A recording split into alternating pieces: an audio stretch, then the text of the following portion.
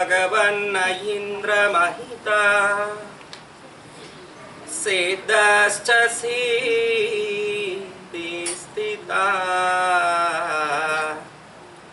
आचार्यजिनशासनोन्नतिकरा पूज्या उपाध्यायका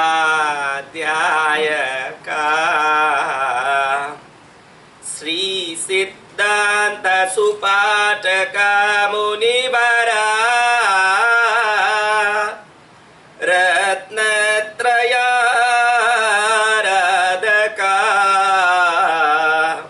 पंचैते परमेष्टिनं प्रतिदिनं कुर्वन्तु वो मंगलम्।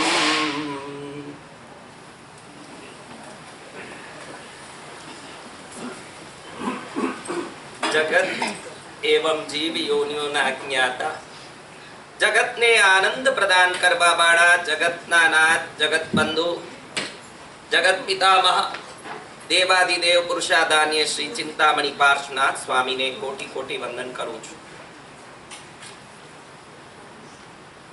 गुरुजी आपका थोड़ा इंट्रोडक्शन कराएं। वो बाद में कर लेना।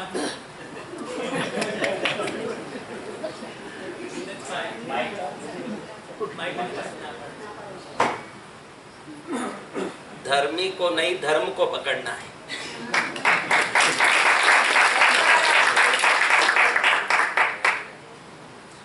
Is here anybody who don't knows Gujarati? Hindi वाली गुजराती में बोलो। In which language then I have to you are talk? not in Hindi, then raise your hand. Hindi Hindi में raise your hand. Who all likes to hear the message in Hindi, they can raise the hands. Hindi में सुनना है तो हाथ ऊपर करो। हाँ। And we will mix little. They both can enjoy. खिचड़ी खाने की भी आदत है, कोई बात नहीं। ना दोनों को आनंद हो, हर एक आनंदित होके जाए। एक मिठाई के दुकान में अगर हम जाते हैं तो हमारा जीभ मीठा होता है, यानी ये पार्ट आनंदित होता है। बगीचे में जाए तो खुशबू से नाक आनंदित होता है। ठंडे पानी में नहाए तो चमड़ा खुश होता है। पलंग पर सोए तो मन खुश होता है। चांद तारा समुद्र हाथी को देखे तो आंख खुश होता है। लेकिन धर्म का श्रवण करने से पूरा जीवन खुश होता है। आज मुझे एक टॉपिक दिया, मैंने बच्ची को पूछा, मेरी बेटी यहाँ पूनम आई हुई है, उस बच्ची को मैंने पूछा बेटा आज क्या टॉपिक पर बोलना है। उसने कहा मनुष्य से महावीर तक, ऐसे मैंने टॉपिक दिया आपको। अभी जस्ट आधा घंटा पहले ही मुझे मालूम पड़ा कि ऐसा एक टॉपिक है। पहले मैंने पूछा नहीं, लेकिन बहुत अच्छा है। ऑक्सफोर्ड यूनिवर्सिटी यूके में एक रिसर्च हुआ है। Plants transfers their heritage in their seeds. That is the very old concept of science. एक प्लांट अपने सीड में क्लोरोफिल और हेरिटेज दोनों को ट्रांसफर करता है। लेकिन अब लेटेस्ट ऑक्सफोर्ड यूनिवर्सिटी का रिसर्च कहता है not only it transfers the heritage and the chlorophyll, it also transfers the conscious. अभी ये लेटेस्ट रिजल्ट है और अपन कितने मूर्ख हैं। अब इतना बड़ा लेबोरेटरी लगा के हजारों साइंटिस्टों को बिलियंस ऑफ डॉलर्स पगार देने के बाद अब हम ढूंढ पाए कि एप्पल का बीज मात्र अपने पूरे व्यवस्थाओं को ट्रांसफर नहीं करता सीड में, अपनी यादाश्ती को भी ट्रांसफर करता है कि मैं एप्पल हूं, आगे चल के एप्पल ही उगाना है, मुझे ऑरेंज नहीं उगाना है। समझ गया? लेकिन भगवान महावीर ने ये 2600 साल पहले ही बता दिया था जो अब साइंटिस्ट बिलियन डॉलर्स खर्चा करके अब बता रहे हैं कि संस्कार ट्रांसफर होता है। भगवान ने पहले ही बता दिया कि हर आत्मा जब भी दूसरे नए शरीर में घुसता है तो रूप बदलता है, उसके सभी व्यवस्थाएं और उसके जीवन की भाषा शैली, उसके जीवन के सभी सुख संपत्ति आदि बदल सकते हैं, लेकिन संस्कार को वो हर जन्म में लेके चलता है, जिसको आप साइंटिस्ट बोलते हैं। संस्कार हमारा धरोहर है। आप देखो, सब ओरिजिन फ्रॉम इंडिया हो, आप यहां आ गए कोई जॉब के लिए, कोई बिजनेस के लिए, कोई किसी काम के लिए, अब आपने आपकी भाषा काफी बदल दी। ज्यादातर बाहर रहते हैं तो गोरों के साथ इंग्लिश में बोलना पड़ता है। हेयर स्टाइल वगैरह भी थोड़ा बदला हुआ है, आपके वॉशरूम की सीटिंग है, टिश्यू पेपर सब इंडिया से बदले हुए हैं। लेकिन आज भी आप जैन मंदिर में बैठे हो, किसी साधु का प्रवचन सुन रहे हो, ये बता रहा है कि आप चाहे जो बदल सकते हो, आपका संस्कार नहीं बदल सकते। आपकी वेशभूषा व्यवस्था सब बदल सकता है। You can not change your tradition and the heritage, it will come with you all the way. भगवान महावीर की बात करने के पहले एक अच्छी बात मुझे याद आती है, जो भगवान महावीर के समय में ही घटी हुई बात है। An incident which happened in the period of Bhagwan Mahavira. A merchant came from China who has very precious carpets to sell. He thought the carpets are very precious, so an ordinary man cannot buy this. It is possible it can be bought by some king. He gone to the palace of Raja Shrenik. ये राजा श्रेणिक ना palace માં જાય છે। રાજ દરબાર, ત્યાં રાજ દરબાર સજેલું, ત્યાં પહોંચીને કહે છે કે રાજન, I have some special carpets which are knitted with gems. I want to show you. મને આપણે એ બધું જે પણ હું કાર્પેટ લાવ્યો છું એ તમને દેખાડું છે। રાજા કહે છે કે okay okay, you can show.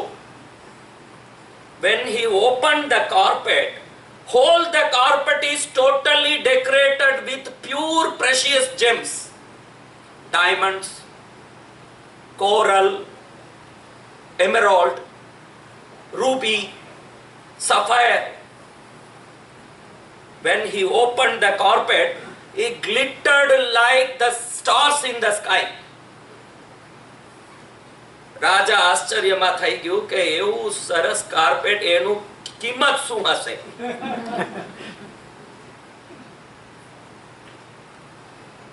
स्वभाव पहले से मनुष्य का यही रहा।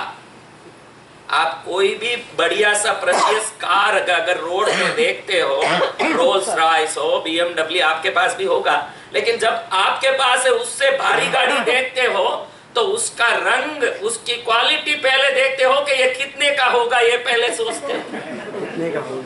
हाँ? आदमी चीज से कीमत नहीं लगाता, कीमत से चीज लगाता है।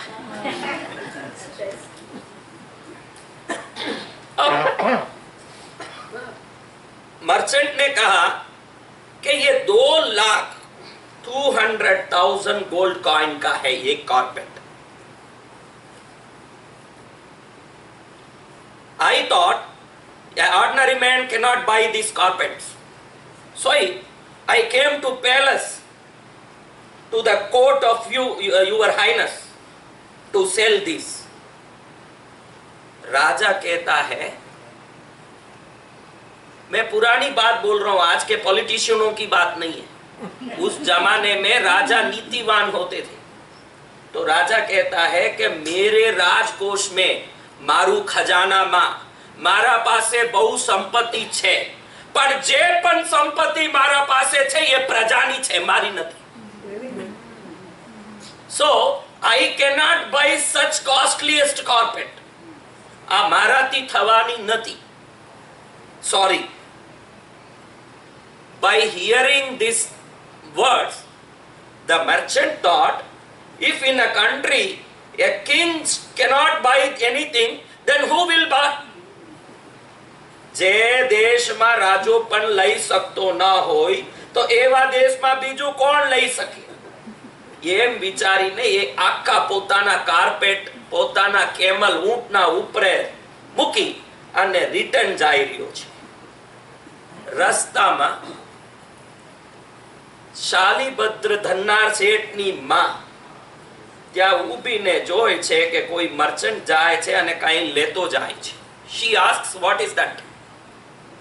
He says, તમે ચૂપ રહો માં, અહીંયા તમારા દેશમાં મારા પાસે જે વસ્તુ છે એ તમારો રાજો પણ લઈ શકતો નથી. તમે જોવીને મારો ટાઈમ બરબાદ કરીને શું કરશો? તમે ચૂપ રહો. તો the lady says, તમે મને બતાવો પહેલા, બાદમાં વાત કરો બીજી. તો immediately he shows the carpet. તો બાદમાં એ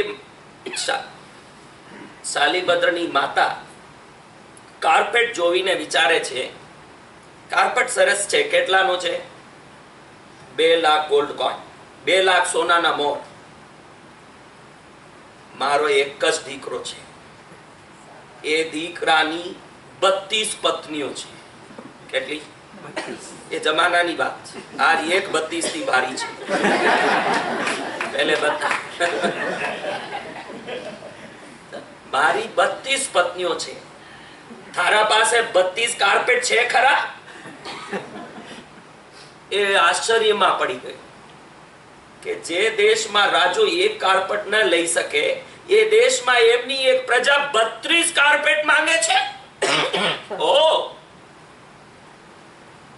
I don't have 32, but I have 16 carpets. શેઠાની તાલી વગાડે. કોણે? પાછળથી મુનિમાં આવ્યું. એમને કહે કે એમના પાસે 16 કાર્પેટ છે. 16 into 2, 32 લાખ સોના મોર આપીને બધું લઈને અંદર મૂકો. ઇમિડિયેટલી 32 લાખ સોનાનો મોર આપીને બધું કાર્પેટ લેવામાં આવ્યું. શાલીભદ્રની 32 પત્નીઓ. સાસુ વિચાર કરે છે કે મારી બહુઓને મને કંઈક આપવું જોઈએ, તો એ વસ્તુ સારી, પણ મારી બહુઓ 32 અને કાર્પેટ કેટલા? 16 કાર્પેટ 32 બહુઓને કેમ આપીએ? એમ કરીને બધાના અડધા અડધા ટુકડા કરી ને દરેક બહુને અડધો અડધો આપવામાં આવ્યો. Of piece of the precious carpet to every daughter-in-law. બધાને એક એક અડધો ટુકડો. હવે એ આપવામાં આવ્યું તો બહુઓ જોવે એ તો કાંપેલું છે, અને કાંપેલું હું વાપરીશ? શાલીભદ્રની પત્ની છીએ, એ કાપેલી કાર્પેટ વાપરીશ? પણ સાસ આપેલું છે એટલે એને ઉપયોગ ના કરો તો પણ સારું લાગે, એટલા માટે એના પેર પહોંચી ને રોડમાં ફેંકી દીધા બધા. When all the carpet pieces gone to the street dustbin,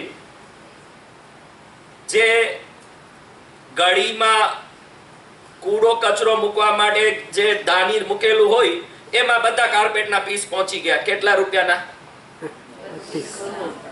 32 lakh સોના મોહરના કાર્પેટો માત્ર પેર લૂંચીને ફેંકવામાં આવ્યા.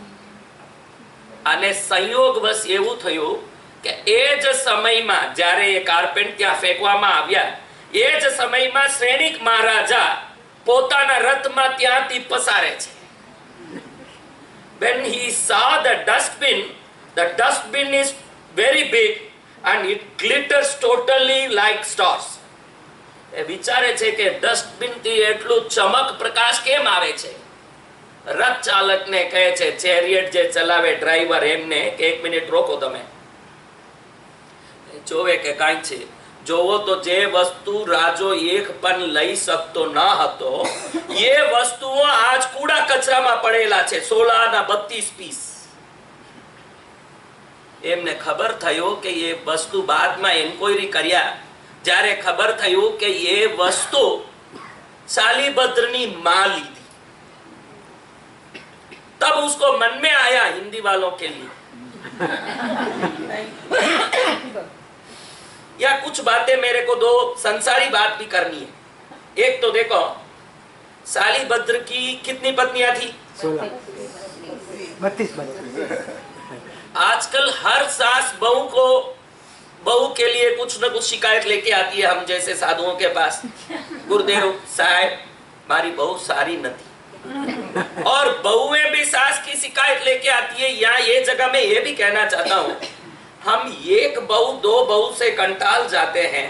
वो देखिए अपनी 32 बहुओं के लिए समान भाव से कुछ न कुछ करना चाहती है। ताली दो हाथ से बजता है। अगर सास प्रेम करेगी तो बहू भी प्रेम करेगी, और बहू प्रेम करेगी तो सास भी प्रेम करेगी। ताली दोनों हाथों से बजती है। अगर एक हाथ से हवा में ऐसे ऐसे करो तो आवाज तो नहीं आएगा, हाथ दुखने लगेगा। ताली दोनों हाथों से बजती। अब राजा ने इंक्वायरी की कि मैं जे वस्तु हूं लई नहीं सकतो, ये वस्तु 32 लाख सोना मोर आपीने लेवा जेवा सक्षम वस्तु व्यक्ति कोण? જ્યારે ખબર થયું કે એ શાલીભદ્રની માં છે અને શાલીભદ્ર આજ સુધી 7મા મંજલથી જન્મથી નીચે પણ નથી ઉતર્યો એવું વૈભવમાં છે, તરત રાજાને વિચાર આવી ગયો કે એવું કેમ? ધનાઢ્ય પરિવાર મારા એ મગધ રાજ્યમાં એ ભગવાન મહાવીરના સમૂહ શરણમાં દેશના સાંભળવા માટે નીકળ્યો હતો।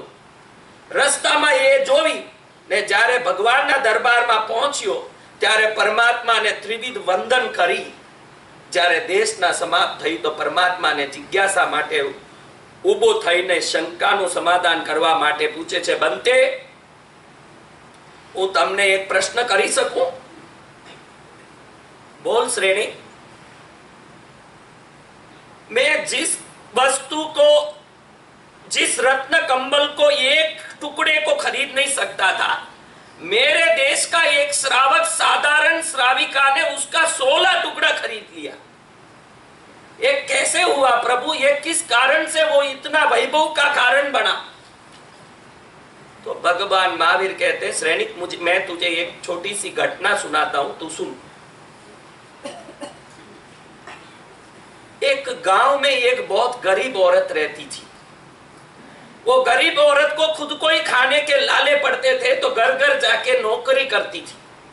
कई बर्तन घसना, कई कपड़े धोना, कई कुछ करना, ऐसे पेट भरती थी। उसका एक छोटा सा बेटा था, पति मर गया। ये विधवा स्त्री बड़ी दुखी होकर अपने बच्चे को पालने के लिए, खुद का पेट पालने के लिए बहुत मुश्किल से काम करती। ये जब कहानी बोलता हूं तो मुझे एक छोटी सी बात याद आती है। ईमानदारी से चलने वालों को संसार में सदा दुख है।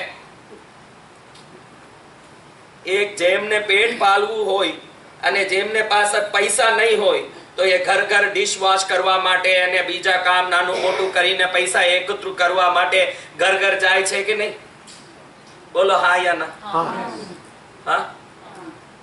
વેશ્યાને કાંઈક જવું પડે? હા? વેશ્યાને કાંઈક જવું પડે કે વેશ્યાના ઘરે પોતા બધા જાય છે? અને જે ઈમાનદારી નીતિથી જીવવું હોય એમને કોઈ પોતે જ આવીને કઈ આપે છે કે એને ઘર ઘર ભટકવું પડે? इंडिया में आपने देखा होगा, दूध बेचने वाले को साइकिल में घर घर जाके घंटी बजाना पड़ता है, दूध ले लो, दूध ले लो, दूध ले लो। शराब बेचने वाले को कहीं जाना पड़ता है? हाँ? कौन सा अमृत है? शराब है अमृत, इसलिए वो बैठे जगह बिकता है। जो चीज सर्वोत्तम भी हो, ये पंचम काल का प्रभाव है। अच्छी चीज को जबरदस्ती पकड़ानी पड़ेगी। अभी मेरा प्रवचन है तो आप 125 बैठे हो, 200 बैठे हो। अभी इसी गांव में अमिताभ बच्चन आ जाए तो 1 लाख एकत्रित होंगे। क्या वो हाथ पकड़ के मोक्ष ले जाएगा? इस तरफ 16 सतियों में एक अपनी 16 सतियों बात आवे छे ने, दमयंती, मंडोदरी, सीता। હુસ્ટનના ડાઉનટાઉનમાં સીતા કે મંડોદરી પ્રકટ થઈ જાય તો એમને જોઈને બધા ગભરાવી જાય કે એમના જેવા મને પણ બાલ વાંચવું પડશે. અને ઐશ્વર્યા રાય પ્રકટ થઈ જાય તો 2 લાખ ત્યાર બધા. हाँ? दारू बेचने वाले को कहीं जाना पड़ता है कि दूध बेचने वाले को घर घर जाना पड़ता है? उसमें भी सबसे बड़ी बात देखो, दूध ले लेके चेक करेंगे कि कहीं पानी तो मिला या नहीं, कहीं पानी तो मिला नहीं, और शराब में पानी मिला मिला के पिएगा. दुकान तक पहुंच के जाएगा, दुकान तक खुद पहुंचेगा, मेहनत करके लेगा, ऊपर से पानी मिला के, और दूध अमृत है, उसको संदेह की दृष्टि से देखते कहीं पानी तो नहीं मिलाया. ये बात इसलिए याद आया कि जब ईमानदारी से काम करे तो इस धरती में कितना दुख है. जो सही काम करते, मैंने देखा है कि अच्छे अच्छे नीतिमान लोग आज मुंह पर मट्टी खा रहे हैं. अब राजा को महावीर स्वामी कहानी बता रहे हैं, उसमें कह रहे हैं भगवान कि वो गरीब औरत बड़ी मुश्किल से अपने बच्चे को पालती है, लेकिन वो बच्चा एक दिन किसी घर के सामने गया, वहां उसको कुछ सुगंध आया. ये देखा कि ये क्या सुगंध आ रहा है. घर में ज्यादा कोई लोग नहीं थे, एक औरत बैठ के कुछ बना रही थी, तो ये बिना पूछे घर में घुस गया, झांका, देखा तो वो औरत दूध में केसर, इलायची, मिश्री, अच्छी अच्छी चीजें डाल के रड़ा रही थी. क्या बनेगा? बहनों बोलो. आदमी जल्दी बोलते. किसी भी जगह रसोई की सवाल पूछता हूं तो तुरंत आजकल आदमी ही बोलते जवाब. क्यों बोलिए? क्या कारण है?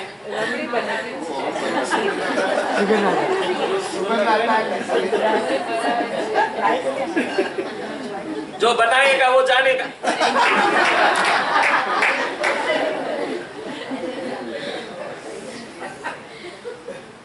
अब ये बच्चा देखा कि खीर बना. अब ये तो बहु गरीब बालक है, जेमने रोटीनो पण नसीब नथी, क्यारे खीर जोवेलू पण नथी.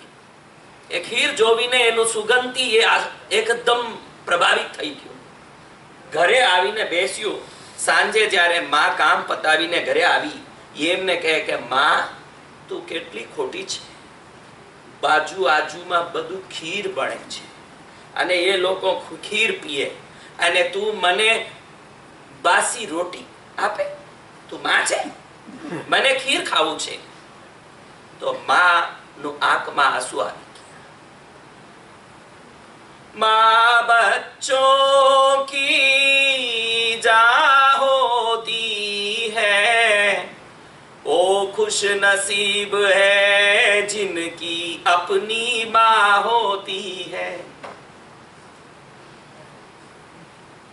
माँ कहती है बेटा मेरे पास इतना पैसा नहीं है कि मैं तुझे खीर खिला सकूं.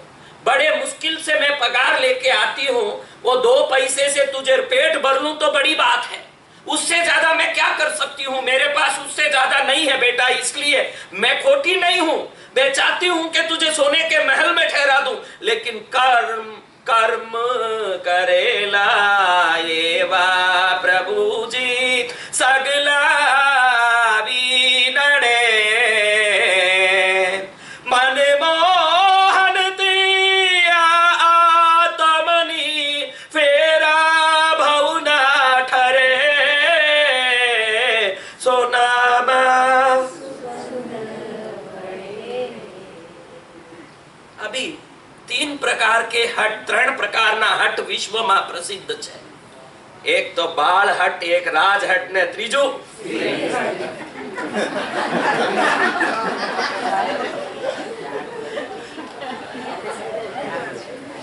સીતાને રામ બહુ સમજાવે છે. જે મૃગ તમે જોવો છો એ સ્વર્ણ મૃગ નથી, એ માયાજાલ છે.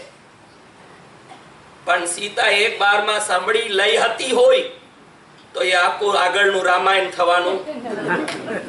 એ હિરણને પકડવા જાય અને આખું રામાયણ શરૂ થઈ ગયું. એ શું હટ છે? એ બાલક પણ હટ કરે. બાલક એક જ કહે છે કે માં હું તમારું ગરીબી અમીરી એ સાંભળવા માટે નથી, મને ખીર ખાવું છે એટલે ખાવું છે. હવે એ લોટપોટ કરે ને એમ રડે ને એમ રડે ને એમ રડे ને હવે कौन माँ देख सकती है? इसमें कौन कौन माँ है जो अपना बच्चा रोवे तो बैठ के खुश होगी?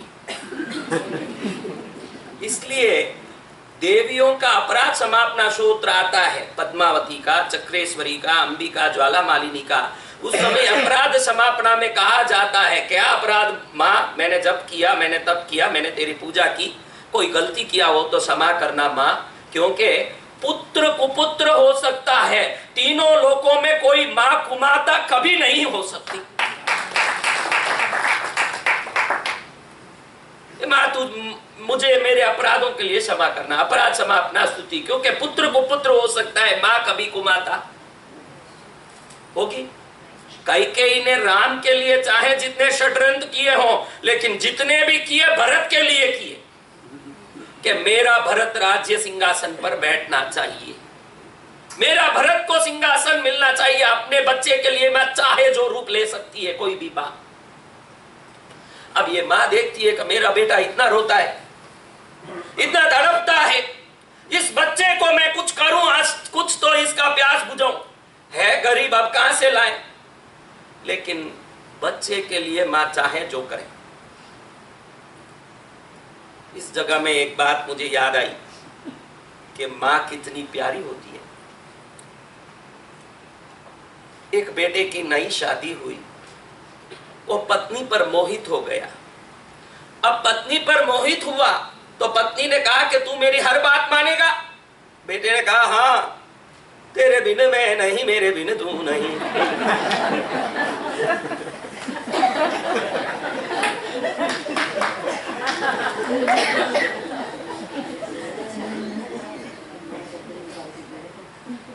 तो बोलती है ऐसा है तो जब से तेरी माँ को देखा है मैंने, मेरा कलेजा धक धक करना बंद कर दिया है। तू एक काम कर, उसका कलेजा चीर के लाके मुझे बता दे, तब मैं प्रसन्न होऊंगी। कौन बोलती है? लेकिन ये भी मोह का अंधा है। ये सीधा गया, मां सो रही थी तो बड़ा सा चाकू लेके कलेजे पर फूंका, चीरा, कलेजा निकाला, खून से सना हुआ हाथ है, हाथ में कलेजा आ गया। कलेजा એટલે હાર્ટ, હૃદય એ લઈ અને ત્યાં આગળ વધે છે। શું કરવા માટે? કોને બતાવું છે? હા, એ દોડ્યો દોડ્યો જાય છે। એમને લાગે કે હું જેટલું જલ્દી મારા પત્નીને એ હૃદય બતાવીશ એટલું જલ્દી એ ખુશ થઈ જશે, એટલા માટે મને વેગું પહોંચવું છે। એમ કરીને ધડાધડ દોડીને જાય છે। એટલો વેગો દોડે છે કે એમને ભાન પણ નથી કે ક્યાં જાઉં છું, આંખ ચૂંધી ગયા છે। અને એવું વેગથી જાય, રસ્તામાં ઠોકર ખાઈ ગયો એક પથ્થરથી અને એ નીચે પડ્યો અને કલેજો પણ દૂર પડ્યો અને એને મોચ આવી ગઈ।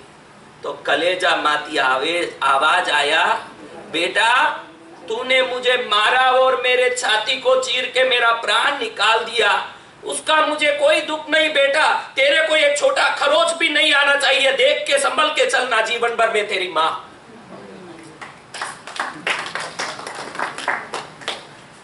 ये किसका हृदय है? बेटे ने कलेजे तक निकाल दिया, लेकिन माँ के हृदय से क्या आवाज आता है? हाँ? तू तेरा ध्यान रख। तो इधर वो गरीब माँ सोचती है कि मेरे बेटे को खीर देना मेरा कर्तव्य है, वो मांग रहा है तो अब किसी घर से भीख मांग के थोड़ा दूध लाई, किसी घर से थोड़ा शक्कर, किसी घर से केसर, किसी घर से इलायची, किसी घर से थोड़ा लकड़ी जला के फूटा हुआ हांडी था जो रख के उसमें दूध डाल के केसर, शक्कर, इलायची सब डाल के उखाली तो सुगंध आने लगा। बच्चा खुश हो गया कि मेरे घर में क्या बन रहा है? हाँ? अब ये खीर उकलने लगा एकदम और माँ को काम पे जाने का टाइम हो गया। ये माँ दीकरा ने बोले छे, बेटा थारू एटलू जिद एटले हूँ जग्या जग्याथी मांगीने ये बधी वस्तुओं एकत्रित करीने अहींया लावी छुं। અને આજે તને આપી દી, કાલે તમે વાપસ ફરી પૂછશો તો મારા પાસે શક્તિ નથી એ આપવાની. એ બેટા આજ દિલ ભરીને, મન ભરીને, હૃદય ભરીને તમે જે આનંદ લેવું હોય લઈ લો એ વસ્તુની. કાલથી મારાથી એ થવાની નથી. રડતી રડતી એ ખીરનો હાંડી બાળકને પકડાવી દીધી અને એ પોતે કામમાં ગઈ. અને એ જ સમયમાં એ બાળક જોવે કે માં કહી દીધું કે this is very precious thing, you have to eat this only today, I will not give it tomorrow. તો જે પણ વસ્તુ પ્રેશિયસ હોય એ તમે તરત વાપરી લેશો કે આરામથી વાપરશો? હા, તરત વાપરી લેશો કે ફટ વાપરીશ તો ખતમ થઈ જશે, એટલે માટે જોઈને વાપરીશ. हाँ, आप लोगों के घर में भी फ्रोजन जितने भी आइटम है बहुत प्रेशियस है, इसीलिए सब फ्रोजन. नहीं तो गरम गरम तरत खा लेते, क्योंकि आप प्रेशियस खाने वाले इसलिए रख रख के फ्रोजन में खाते. अब ये बच्चा सोचा कि अभी खा लूंगा तो खत्म हो जाएगा, थोड़ा आनंद से खाऊंगा. झोपड़े के बाहर आके बैठ गया, देख रहा है कि बाफ निकल रहा है, खीर में से सुगंध निकल रहा है. अभी खाऊं? नहीं, अभी खाऊंगा तो खत्म हो जाएगा, थोड़ी देर बाद खाऊंगा. बच्चा ऐसे सोच सोच के उसको लेके बैठा है. इतने में एक जैन मुनि, पंच महाव्रतधारी, गरीब में और मुनि में क्या फर्क है आपको बता दूं तो मुनि की महिमा मालूम पड़े. गरीब अपने कर्मों के कारण कोई वस्तु प्राप्त नहीं करता है, मुनि पुण्य कर्म होते हुए भी कोई वस्तु प्राप्त करते नहीं जीवन. इसलिए आप चैरिटी देते हो, गरीब को देते हो तो खुश होते हो ना. तो फर्क ये ध्यान रखना, वो तो गरीब अपने कर्मों के मारे गरीब है, लेकिन मुनि के पास पुण्य कर्म होते हुए भी किसी वस्तु को वो पाते नहीं, ठुकरा देते सभी वस्तु को. इसीलिए मुनि को बोराना सुपात्र दान कहा गया. सुपात्र इसलिए है कि वो चाहे तो वो भी नौकरी करके कमा सकते हैं, लेकिन शारीरिक शक्ति, बुद्धि की क्षमता और समस्त प्रकार से विकास होने के बाद भी मैं आत्मा की ही साधना करूंगा, एक रोटी के लिए भी एक शरीर को नहीं चलाऊंगा, ये सोचते हैं. इसीलिए उनको चलाने से आपको पुण्य मिल जाता है. समझ? तो अब ये मुनि वहां से निकल रहे हैं. वो गोचरी की गवेषणा लेके ही निकले थे कि कहीं शुद्ध गोचरी मिले तो वापरू. इतने में ये बालक की झोपड़ी खुली थी, तो वहां खड़े हुए मुनि. अब मुनि को देख के ये बालक सोचता है कि सफेद कपड़े वाले कौन है, कभी देखा नहीं उसने. ओके, તમે કોણ છો? હું મુનિ છું. મુનિ, મુનિ એટલે શું? મુનિ એટલે આરાધક. આરાધક, આરાધક એટલે શું? આરાધક એટલે જે પોતામાં લીન હોય, જે સાધનામાં મગ્ન હોય, જે ગંતવ્યને પામવા માટે માત્ર જીવતા હોય. તો શું કરવા આવ્યા છો? હું શુદ્ધ ભોજન લેવા માટે. શુદ્ધ ભોજન શું હોય? જે વસ્તુ પવિત્રતા પૂર્વક બનેલી હોય અને પવિત્રતા પૂર્વક અપાવતી હોય, એ શુદ્ધ ભોજન છે. તમારા મા બાપ નથી, मारा माँ बाप नहीं. बच्चा सोचता है ये तो मेरे से भी गया बीता है. मेरे माँ बाप तो है, मेरी माँ आज बोल के गई जिद्दी करना मत, कल से नहीं दूंगी, लेकिन आज जितना रड़ा मैं उससे डबल रोऊंगा तो कल अपने आप देगी मेरे लिए. इसको बेचारे को कौन देगा? बच्चे को दया आया मन में, सोचता है कि मेरे तो माँ बाप है कि कोई भी दे देंगे. ये बड़ा तेजस्वी पुरुष दिखता है, ये महापुरुष दिखता है. मुझे ऐसे लगता है कि मैं भूखा रहूंगा तो फिर भी चल जाएगा, इसको भूखा नहीं रहना चाहिए, ऐसा मेरा मन बोलता है. ये भूखा नहीं रहेगा तो संसार को कुछ लाभ हो सकता है, ऐसा मेरा मन बोलता है. छोटा बालक सोचता है ये सब बात. वो सोचता है कि देखो मेरी माँ ने ये खीर बनाई है, मुझे दिया, आप लोगे? मुनि महाराज विचारे कि ये तो शुद्ध सात्विक आहार छे. महावीर स्वामीना जेटला पण पारना थया बधा खीरथी थयेला छे. ये सात्विक आहार छे. ये आहार मने एवं सरस बालक, निर्मल बालकना हाथथी मळे એથી શુદ્ધ ગોચરી શું હોય? હું લઈશ. बालक ने थोड़ा भी नहीं विचारा कि कितना मुश्किल से आया, कितने मेहनत से रड़ के उतट पटट करके ये मिला. छोटे बालक को चॉकलेट आप दे दो तो किसी को नहीं देगा, खुद ही खा के हजम करेगा. ये बालक की भावना देखो, एक बूंद भी अंदर नहीं रखा, पूरा का पूरा किसको बुरा दिया? मुनि महाराज को बुरा दिया. એટલા માટે તમે અહીંયા નવાંગી પૂજા કરો ત્યારે નવન આવે ને જલની અભિષેક, ત્યારે એનું તાત્પર્ય એ હોય, પ્રભુ આપના બહારની અંગની હું શુદ્ધિ કરું જલની, જ્યારે મારી અભ્યંતર અંગની શુદ્ધિ થાય છે એટલા માટે એ જલનો અભિષેક છે. શુદ્ધિ આપની નથી, એ જલના અભિષેકથી મારી શુદ્ધિ થાય છે. એમ મુનિ મહારાજ જે વસ્તુ લીધું એમના પેટ પૂરવા માટે, એમનું તો ખીરથી પેટ પૂરી ગયું, પણ ભગવાન મહાવીર સૈનિકને એક કહાની બતાવીને કહે છે કે હે શ્રેણી, જે બાલક એ મુનિને ખીર આપ્યું હતું એ નાનું ખીરનું વાટ, પણ એટલો મોટો એમનો હૃદય આપવાનો. એ સમયમાં જે ખીર આપી એ સમય એટલો ઉત્કૃષ્ટ પુણ્ય કર્મનો બંધ કર્યું છે. એ શાલીભદ્ર થઈને આજ જન્મ લીધેલો માણસ છે. એ જે 32 પત્નીઓનો પતિ બનીને દિવ્ય મંડપમાં 7 મંજિલા મહલમાં મોજ કરે છે, એટલા કરવા માટે પૂર્વ જન્મમાં એ બહુ મોટું કોઈ કાર્ય કર્યું નથી. સુપાત્રનું દાન, શું એ દાનનું સંસ્કાર એ જન્મમાં એમ જ આવીને એને શું બનાવી દીધું છે? અહીંયા એ વાત મને ભગવાન મહાવીરના જન્મના પ્રારંભમાં પણ વિચારમાં આવે છે કે એમ એક જીવનું જન્મ કેટલા જન્મોથી થયું એનું કોઈ ગણતરી નથી. Even of Mahavira, if you say there is 27 જન્માસ of ભગવાન મહાવીરા, that is મિથ્યા. ભગવાનના લાખો લાખો કરોડો જન્મ થઈ ગયા, પણ 27 શું?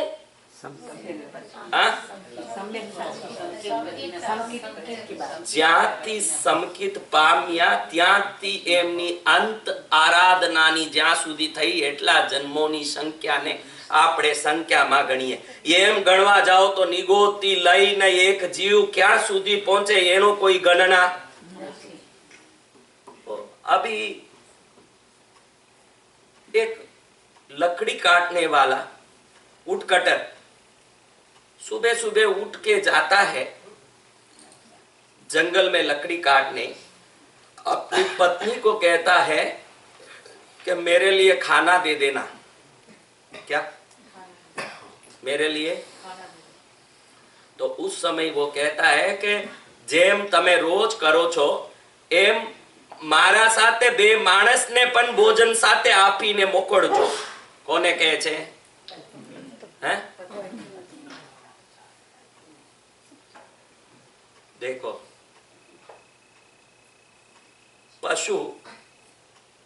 पशु भी माँ का दूध पीता है. गाय, बछड़ा गाय का दूध पीता है कि नहीं? पीता है कि नहीं? स्तन तक संबंध रखे वो पशु, यानी ज्यां सुधी दूध મળતું હોય ત્યાં સુધી માથી સંબંધ રખે એ પશુ. સમજી ગયા? શાદી સુધી, જ્યાં સુધી વિવાહ થયું હોય જ્યાં સુધી માથી સંબંધ રખે એ અધમ. કામ પૂર્તિ હોય જ્યાં સુધી સંબંધ રાખે એ મધ્યમ. માનો અંતિમ શ્વાસ સુધી એમના સાથે સંબંધ રાખે એ ઉત્તમ આત્મા.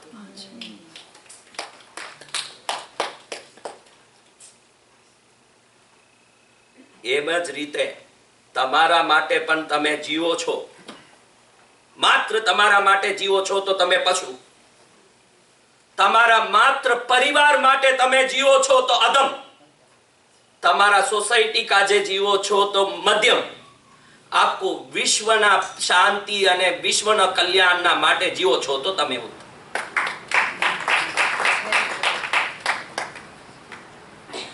હવે લકડ કાટવા વાળું કહે છે કે મારા સાથે બે માણસને પણ ભોજન બનાવીને આપજે.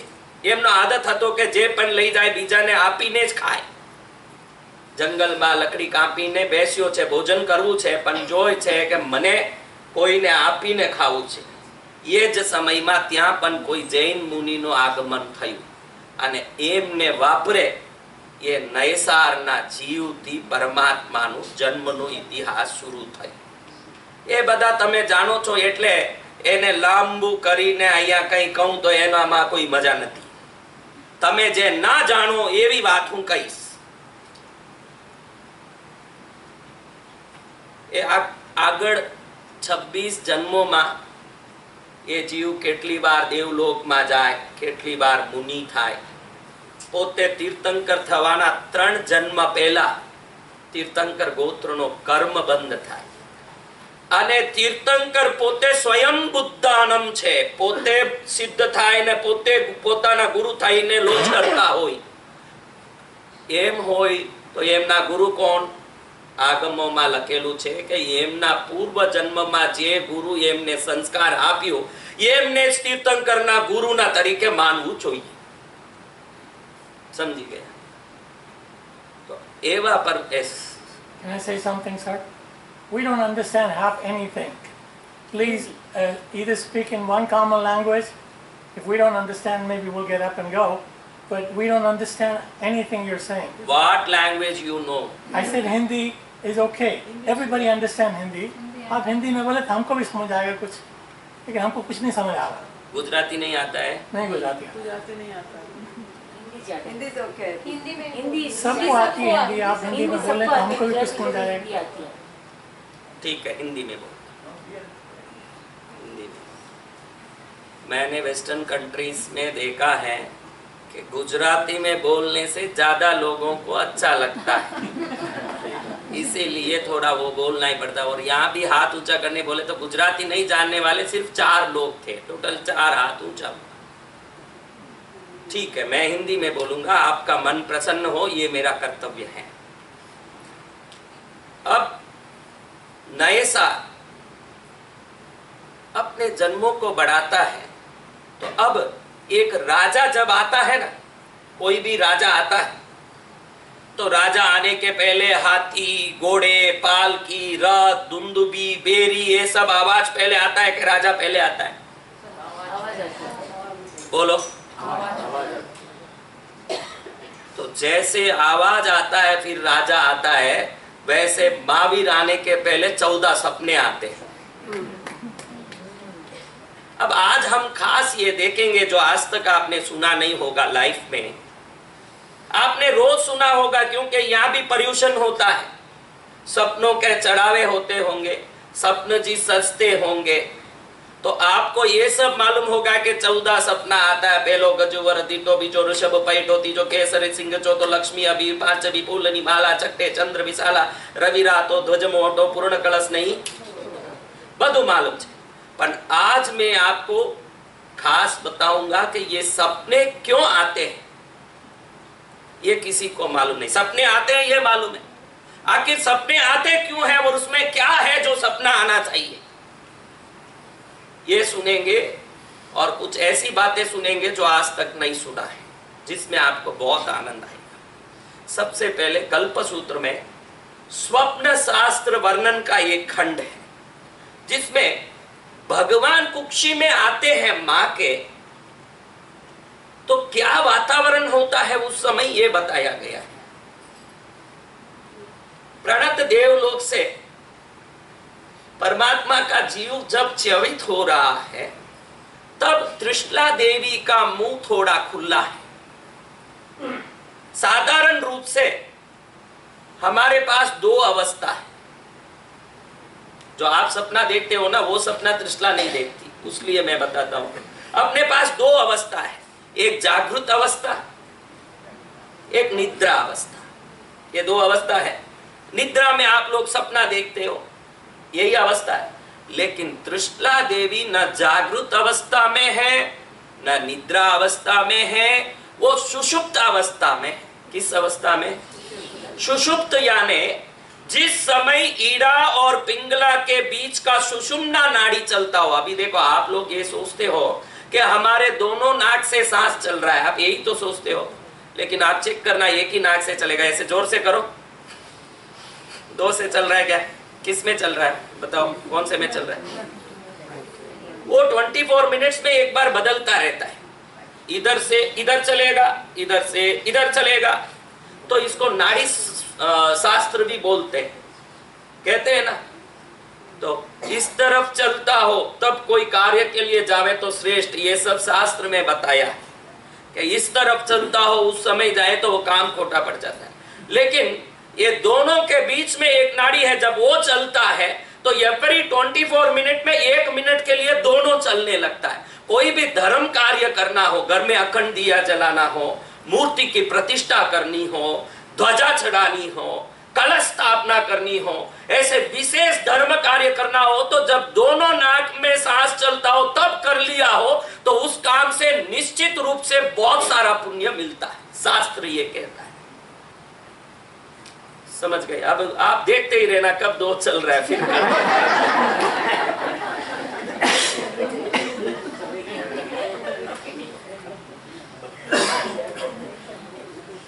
जब त्रिशला देवी सो रही है तो स्वप्नों के बारे में वर्णन आता है, तब कहा गया है कि इसको सुषुम्ना नाड़ी में प्राण वायु संचरित हुआ होने से मुंह खुला है, मुख में विशाल हंस पक्षी के विमान में बैठे हुए एक दिव्य देव उनके मुख में अवतरित होकर कुर्सी में प्रवेश कर गए, ऐसा एक विशाल दृश्य देखती है। उसी समय देवी 14 स्वप्न देखती है। कितना? शास्त्रों में कहा है कि स्वप्ने 9 प्रकार के होते हैं। कितने प्रकार के? आपने जीवन में कभी एक बार भी सपना देखा हो कोई तो वे सब हाथ ऊंचा करो। सबको आया ना सपना? हाँ? सबको आया सपना?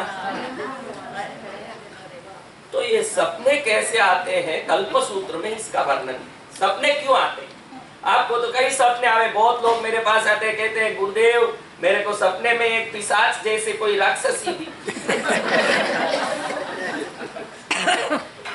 तो मेरे पास बैठे हुए, मैं तो कुछ नहीं बोलता, गुपचुप रहता हूँ, लेकिन मेरे पास बैठे हुए कोई लोग उसको छेड़ देते हैं। वो बोलते हैं कि तेरी पत्नी तो नहीं बराबर ध्यान से।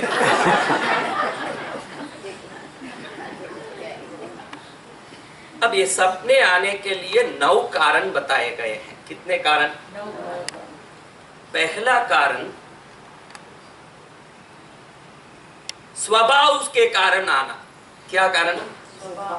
स्वभाव एटले किसी किसी को गुस्से का स्वभाव है, क्रोध। उसको घड़ी घड़ी क्रोध आता है, उसको लगे कि इसको मार दूंगा, उसको मार दूंगा, ये गलती करता है, वो सही नहीं करता है, ऐसे करता है, हरदम क्रोध आता है। तो रात में देखता है कि वो अपने नौकर को मार रहा है, किसी को मार रहा है, ऐसा सपना आया। तो ये किस लिए आया? स्वभाव है ना। क्या हिंदी में, इंग्लिश में क्या बोलते हैं? नेचर। नेचर के कारण आने वाला। नेचर ही ऐसा हो। बहुत बहनों को देखो, पति कितना भी पत्थर जैसा हो, उस पत्थर को भी कैसे गलाना बहनों को मालूम है। आंसू शुरू कर देगी। वो जब रटने लगे तो पत्थर भी क्या हो जाता है? आपने देखा है ना कि नदियों के किनारे में जो पत्थर पड़े एकदम चिकने होते हैं, कैसे हुए? पानी के पड़ के वो पत्थर सब कैसे हो गए? ये पत्थर भी पानी पड़ने के तुरंत वो भी पिघलने लगे। ये स्वभाव।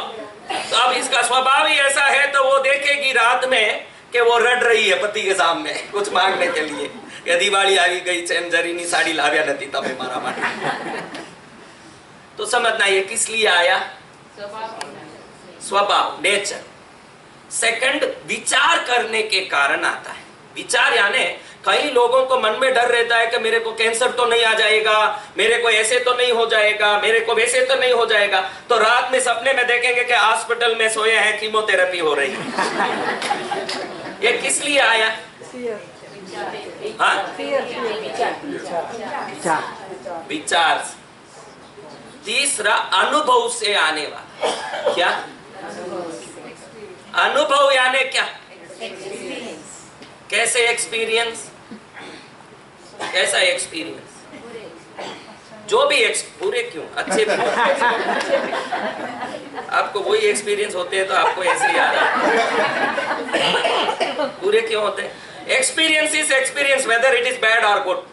एक एक्सपीरियंस हो रहा है, लाइक स्विट्जरलैंड गए थे, वहां हम बोट में बैठ के घूम रहे थे, एक एक्सपीरियंस अच्छा हुआ, घर आए तो वो सपने में आ रहा है कि बोट में जा रहे हैं, तो ये सपना किस लिए आया? ये तीसरा किससे आया? अनुभव से। पहला किस लिए आया माता बोलो? दूसरा, तीसरा, चौथा शरीर के प्रकृति के कारण आने का। शरीर का प्रकृति यानी ये शरीर की 3 प्रकृति है, वात, पित्त और कफ। क्या? गैस वाला स्वभाव हो तो शरीर में जैसे ही गैस प्रोडक्शन होता है तो हवा का काम है ऊपर की तरफ जाना। गैस का काम क्या है? धुआं कहां जाता है? नीचे जाता है कि ऊपर जाता है? तो जब भी ये गैस प्रोडक्शन होगा ये ब्रेन के पार्ट्स को जाके टक्कर मारेगा तो वहां से कुछ न कुछ दृश्य दिखना शुरू हो जाएगा। पित्त से भी दृश्य दिखेगा क्योंकि ब्रेन के पार्ट्स इतने सॉफ्ट हैं कि ये गैस जाके ऊपर टकराएगा तो रात में अंट संट सपने आएंगे, कहीं दौड़ रहे हैं, कोई पीछे पड़ गए हैं, ऐसे दुनिया भर के सपना कंटिन्यूअसली आता है। तो समझना कि ये शरीर के प्रकृति से आया। किससे? इसको शास्त्र कहता है कल्पसूत्र, वात, पित्त और कफ आदि प्रकृति के कारण आने वाले सपने। पांचवा, देखा हुआ होने के कारण आने का। एक्सपीरियंस नहीं किया लेकिन देखा दूर से, यहाँ का डाउनटाउन है, अभी मैं आते रास्ते देखा कि ऐसे बड़े बड़े बिल्डिंग है, रात में सोऊं तो वो ग्रीन बिल्डिंग, पिंक बिल्डिंग जो भी खड़ा है वो सब दिखने लगे, तो ये देखा हुआ होने के कारण आने वाला सपना। छठा, 6th नंबर वाला, सुना हुआ होने के कारण आने वाला सपना। क्या? कभी देखा नहीं लेकिन अभी आप लोगों में कोई लोग इजिप्ट का पिरामिड देखे नहीं है, लेकिन कोई गया है, वो बताता है कि इजिप्ट के पिरामिड, गीजा पिरामिड है, इतने बड़े बड़े हैं, उसमें एक एक पत्थर 2-2 टन के हैं, कितने ही साल लगे उसको बनाने में, वो इतना बड़ा है, आकाश को छूता है, ऐसे किसी ने बताया, हमारे दिमाग में बैठ गई बात। और रात में आके सोते हैं तो बड़े बड़े पिरामिड दिख रहे हैं। ये क्या किस लिए आया?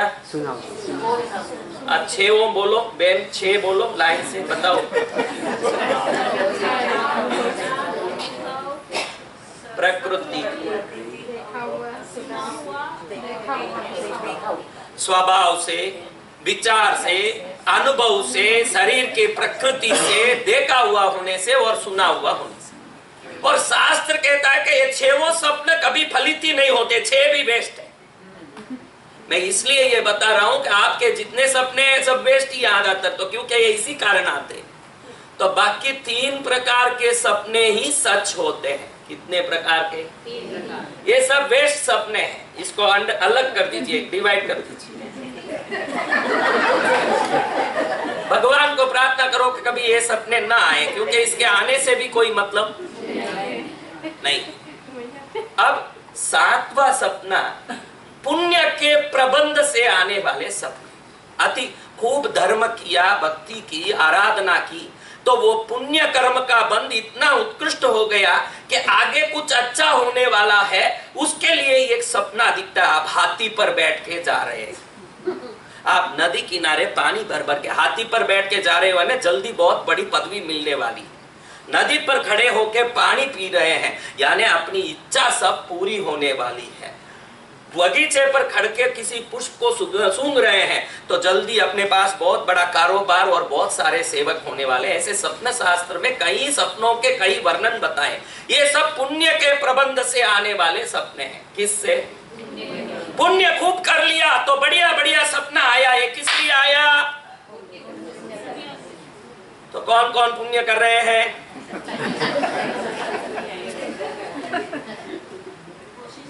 अपन पुण्य तो करते हैं, लेकिन अपना गड़ा ही ऐसा है कि नीचे छिद्र है, जितना पानी भरो ने उतना ही।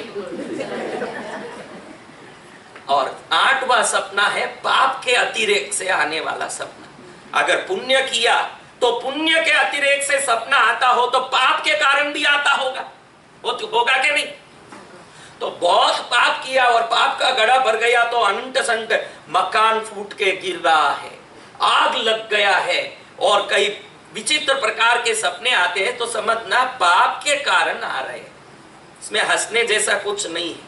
ये तो निश्चित रूप से जीवन में होने वाली घटनाओं को कल्पसूत्र में जैसे बताया है वो मैं बता।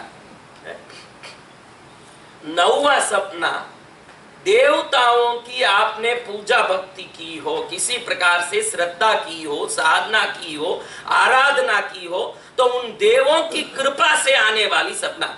पुण्य में देव का कोई लेना देना नहीं। देखो आप दान भी करो तो वो भी एक पुण्य है, समझे आप। पुण्य से आने वाले सपने में देवों का लेना देना नहीं है। जरूरी नहीं कि आप देव भक्ति करके ही पुण्य करना। गरीबों को दान देना, गायों को घास देना, अनेक प्रकार से अच्छे भाव भाना, अच्छे भावनाओं से कोई कृत्य करना, ये सब पुण्य बंध के कारण है। तो वैसे जो सपने आवे वो सेवंत है। लेकिन आपने कोई विशिष्ट, यहाँ कोई देवी के देवता के कोई विशिष्ट भक्ति करने वाले हैं क्या? कोई है तो हाथ ऊंचा करना।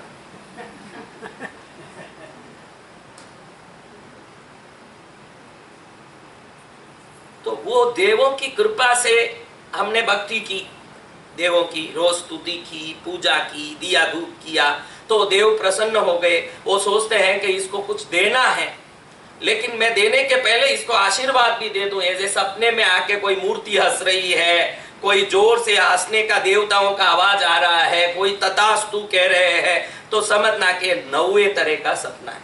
कितना? नंबर 9। नंबर 9 यानी देवों की कृपा से आया, या तो पुण्य से, या पाप से, या देवों की कृपा से। ये 3 प्रकार से आने वाले सपने ही जीवन में फल देते हैं। बाकी 6 टाइप के सभी सपने क्या? और शास्त्र कहता है कि सपने 72 टाइप के होते हैं। कितने? उसमें 42 सामान्य सपने, ऑर्डिनरी सपने कितने?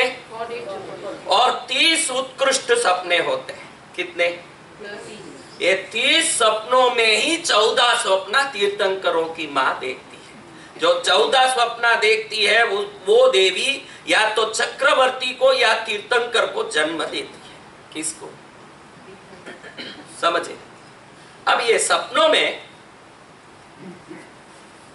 सपना अगर शाम को 6 से 9 के अंदर आया हो, शाम को 6 से 9 के अंदर आया हो, तो 12 महीने के अंदर वो सच्चा होता है। 9 से 12 के अंदर आया हो तो 6 महीने में, 12 से 3 बजे सुबह, रात में मिडनाइट 12 टू मॉर्निंग 3 के अंदर आया हो, 3 महीने में वो सच्चा होता है। मॉर्निंग 3 से 6 के, सनराइज 6 के अंदर आ गया हो तो 1 ही महीने के अंदर सिद्ध होता है। और सूर्योदय के समय आया हो तो 1 ही दिन के अंदर वो सपना सिद्ध होता है। और फिर इसमें बताया है कि किस किस स्थिति में आवे तो क्या फल है, कौन सा सपना आवे तो क्या फल है, ऐसे बहुत चीजें बताई। अब ये जाने दें हम, अब ये देखें हम कि ये 14 स्वप्न त्रिशला देवी देखती है, तो हमको क्या लगता है कि लक्ष्मी का सपना देखा, ध्वजा का सपना देखा, कलश का सपना देखा, तो एक अपन जो लक्ष्मी का कैलेंडर देखते हैं कि लक्ष्मी बैठी है, हाथ में कमल ली हुई है, ऐसी बैठी है, तो ऐसा देवी ने देखा होगा। लेकिन त्रिशला देवी 4D टाइप से भी नहीं देखती है। 4D यानी हूबहू देखना। लेकिन त्रिशला देवी जब जो भी सपना देखती है, उस सपने का पूरा परिणाम, यानी वो लक्ष्मी कहाँ रहती है, कैसे रहती है, किस जगह रहती है, पूरा उसके ज्ञान में देखने मात्र से ही अंदर आ जाता है। क्योंकि पेट में जो चवित हुआ आत्मा, वो इतना दिव्य पुण्यशाली आत्मा है, उस आत्मा के प्रभाव से त्रिशला देवी को हर चीज का ज्ञान होता है। समझिए? तो अब पहला सपना क्या? वैसे ऋषभ देव भगवान की माता ऋषभ पहले देखती है, महावीर स्वामी की माता सिंह पहले देखती है, बाकी 2200 तीर्थंकरों की माता गज पहले देखती है। तो मेजॉरिटी में गज पहले देखने से सपनों का वर्णन गज से ही शुरू होता है। किससे?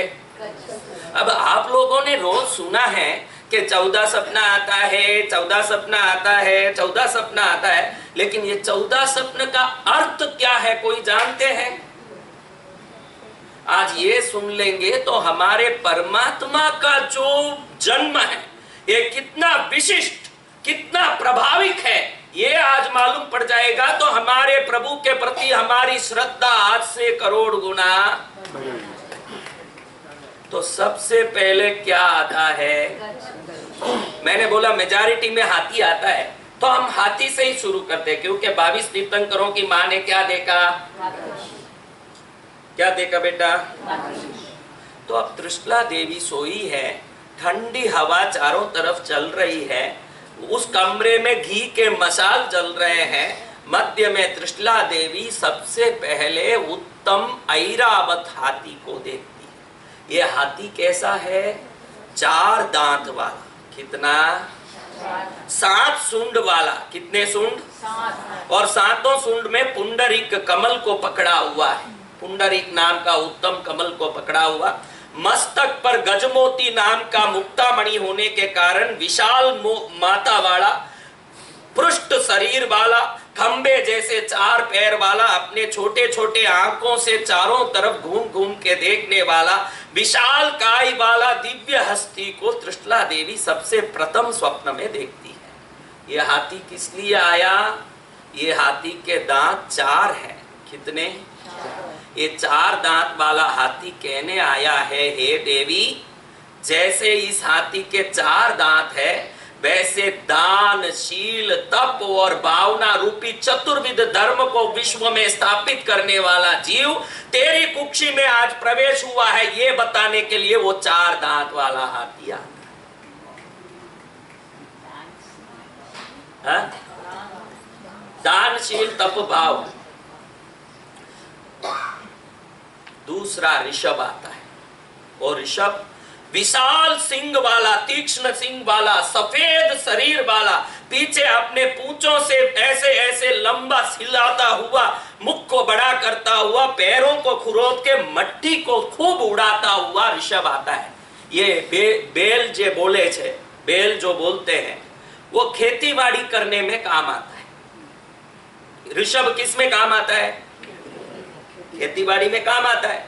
खेतीबाड़ी में किस लिए? इसको किसान जोत के आगे ले जाता है तो वो पूरा खेत को साफ करता है, ताकि वो किसान उसमें आराम से बीज बोते जा सकता है। खेत में बीज बोने के लिए जैसे ऋषभ काम आता है, तो मनुष्य रूपी खेती में, हृदय रूपी खेत में धर्म का बीज बोने वाला ऋषभ का, धर्म ऋषभ का जन्म होने वाला है, ये बताने के लिए वो ऋषभ का जन्म आया। क्या ये ऋषभ क्यों आया? धर्म बीज बोने वाला एक पुण्य आत्मा का जन्म होने वाला है, ये बताने के लिए क्या आया?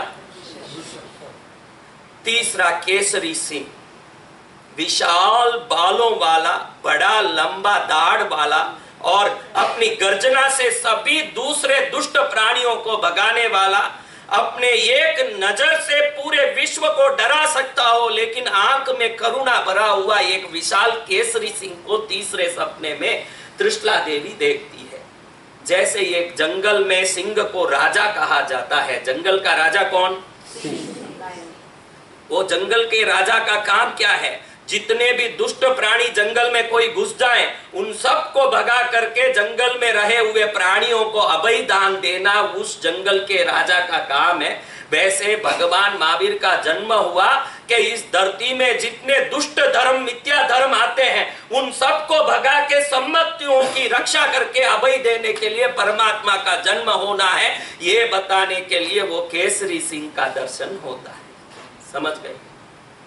अब समझ आ रहा है सपनों का अर्थ? अब चौथे में लक्ष्मी, चौथी लक्ष्मी अभी है। चौथा क्या? कैसी लक्ष्मी आती है? क्यों लक्ष्मी आती है?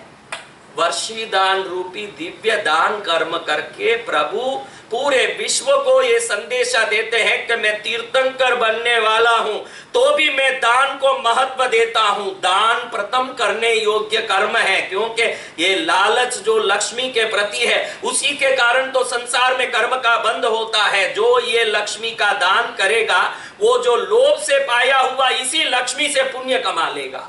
ये बताने के लिए लक्ष्मी आती है। अब ये लक्ष्मी कैसे आती है? त्रिशला देवी कैसे देखती है?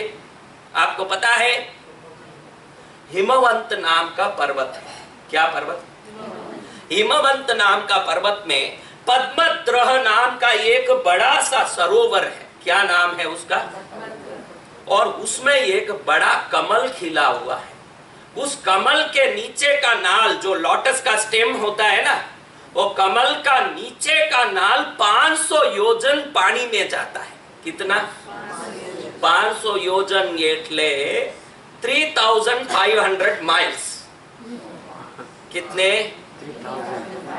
और वो पूरा स्टेम नील ब्लू सफेयर जेम से बना हुआ है, नील रत्न मणि से बना हुआ है। इसलिए पूरा पानी नीला नीला चमक रहा है, क्योंकि वो स्टेम पूरा जेम से बना हुआ, रत्न से बना हुआ, नील मणि यानी ब्लू सफेयर, उससे बना हुआ है। ऊपर जो कमल खिला है, ये कमल स्टेम तो 3500 माइल जितना नीचे जा रहा है। ऊपर का कमल जो है, ये कमल 1,00,000 योजन एटले 7 लाख माइल जितना बड़ा ये कमल का फूल है, सोने का। इसमें 1,08,000 पाकुड़ियां हैं। हर एक पाकुड़ियां 50-50 हजार योजन जितने बड़े बड़े हैं, एटले 35,000 माइल जितना एक एक पेटल बड़ा बड़ा है। इसके बीच में मध्य में 100 योजन एटले 700 माइल जितना बड़ा, बीच का जो पीला पीला होता है ना लोटस में, वो 700 माइल जितना बड़ा है। इसके बाहर ये कमल का फूल जो है, इसके बाहर 7 वलय है, 7 रिंग्स। एक एक रिंग में भी, पहले रिंग में फर्स्ट वलय का खाली, क्योंकि 7 रिंगों का वर्णन करूंगा तो अभी टाइम हो जाएगा, इसलिए एक रिंग का वर्णन करता हूं, सुनो आप। पहले रिंग में, फर्स्ट रिंग में पूर्व दिशा में 4 लाख देवता, अग्नि दिशा में 7 लाख देवता, दक्षिण दिशा में 10 लाख देवता, नैऋत्य दिशा में 13 लाख देवता, पश्चिम में 16 लाख देवता, वायु में 19 लाख देवता, उत्तर में 22 लाख देवता और ईशान में 25 लाख देवता, ऊर्ध्व में 3 लाख और पाताल में 3 लाख इसकी पहरेदारी के लिए नियुक्त किए गए हैं। इस कमल का ये लक्ष्मी का निवास स्थान है। ऐसे 7 रिंग में लास्ट में 7वें मलय में 7 लाख रथ के सेनाधिपति, दक्षिण में 7 लाख तुरग के हॉर्स के सेनाधिपति, पश्चिम में 7 लाख एलिफेंट के हाथी के सेनाधिपति और उत्तर में 7 लाख पैदल चलने वाले सेनाधिपति। ऐसे 28 लाख सेनाधिपति 7वें वलय में, और अंदर 5 वलय में हजारों देवी देवता। ये मध्य में जो पीला है मैंने बताया, वो 700 माइल वाला पीला कर्णिका, उसमें एक सोने का भवन बना हुआ है। त्रिशला देवी ये पूरा देख रही है, खाली लक्ष्मी को नहीं, ये पूरा देख रही है त्रिशला देवी। ये मध्य में जो भवन बना है, मध्य भवन का 500 धनुष ऊंचा दरवाजा, यानी 3000 फुट ऊंचा, 2500 फुट चौड़ा दरवाजा, पूर्व दिशा में, पश्चिम में, दक्षिण में, उत्तर में, चारों दिशा में ऐसे दरवाजे बने हुए हैं। 3-3 हजार फुट ऊंचे दरवाजे 4 दिशा में बने हुए हैं। और 8 दिशा में अनिमा, महिमा, लघुमा, गरिमा, ईशित्व, वशित्व, प्राप्ति, प्राकाम्य आदि 8 सिद्धिदात्री, 8 देवियां 8 दिशा में खड़ी होकर पहरा दे रही है। मध्य में बीच में जो मंडप है उस भवन में, उसमें 84,000 देवियां हाथ में बाला लेके लक्ष्मी देवा की पर्सनल सेक्रेटरी जो निजी सेवा में खड़ी हुई है, उसके बीच में 1,08,000 घी के दीपक जल रहे हैं अंदर। और लक्ष्मी के मुकुट में धारण किए हुए रत्नों के कारण, चमक के कारण पूरा महल 1 करोड़ सूर्य की उजाला आवे तो कैसा उजाला आवे, इस प्रकार से रत्नों के कारण पूरा महल उजाला मान है। बीच के कर्णिका के अंदर नीलम, पुखराज, पन्ना, माणक, मोती, हीरा आदि 9 प्रकार के रत्न, 72 प्रकार के उपरत्न के मुकुट धारण की हुई, धनुष जैसी बोहों वाली, चंचल मछली जैसे आंखों वाली, मांग में सिंदूर भरने वाली, बिंदिया लगाने वाली, औषधियों से बने हुए काजल को लगाने के कारण काले काले टपटमाते आंख वाली, तोते के नाक जैसे नाक वाली, गुलाब की पांकुड़ियों जैसे होठ वाली, मोतियों के जैसी दंत पंक्ति वाली, सुंदर कपोल वाली, दिव्य कर्ण वाली, कान में सोने का कुंडल धारण करने वाली, अनेक प्रकार के मुस्कान से जीवों का मंगल करने वाली, शंख जैसे कंठ वाली, पर्वत जैसे स्तन वाली, डमरू जैसे कमर वाली, केले के सांतल जैसे पैर वाली, कछुबे की पैर जैसी उंगली वाली, हाथों में अंगूठियां, बाजूबंद, चूड़ी, मेखला, कटी मेखला, हार आदि अनेक दिव्य वस्तुओं धारण करने वाली, एक क्षण में मुस्कुराने मात्र से जीवों को ऐश्वर्य देने वाली, नाराज हो जाए तो दरिद्रता देने वाली दिव्य वैभव की स्वामिनी, हिमवंत पद्मद्रह की निवास वासिनी भगवती महालक्ष्मी को त्रिशला देवी देखती।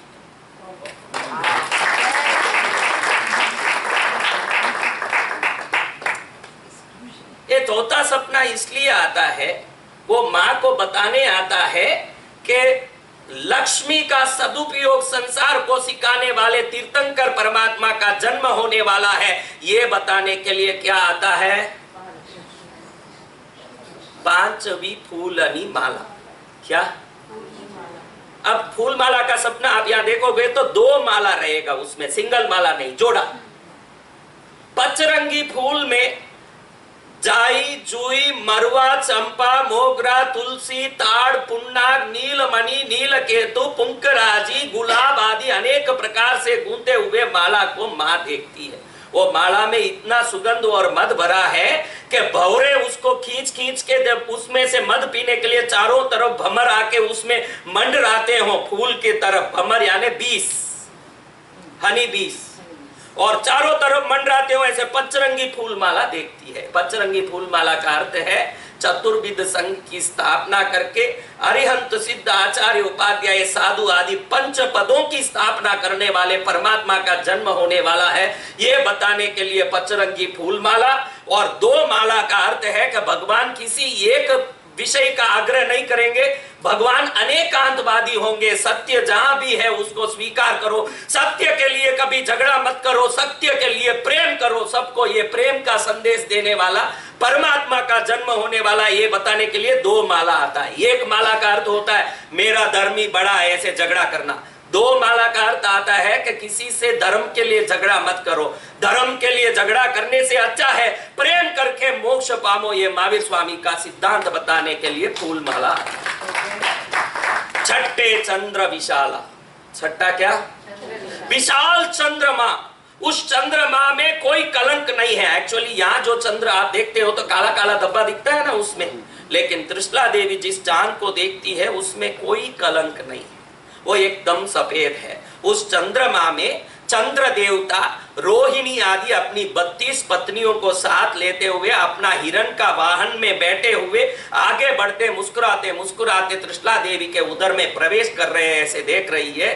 चांद जैसे शीतल, अगर उनके पैरों में खिचड़ी कोई पका दे, चंडकोसिया जैसे नाग आके डस भी दे, संगम देव जैसे उपसर्ग, शूलपाणी यक्ष जैसे उपसर्ग करने वाले भी आए, सबके लिए क्षमा भूषण बन के चांद जैसी शीतलता देने वाले परमात्मा का जन्म होने वाला है, ये बताने के लिए क्या आया है? रवि रातो। आगे क्या आया? रवि यानी क्या? सूर्य देव अपनी उषा देवी, छाया देवी आदि दोनों पत्नियों के साथ 32 लाख अपने विमानों के साथ 7 अश्वों के रथ में बैठ करके पूर्व दिशा से निकल करके सीधे त्रिशला के पेट में प्रवेश कर रहे हैं, ऐसे त्रिशला देवी देखती है।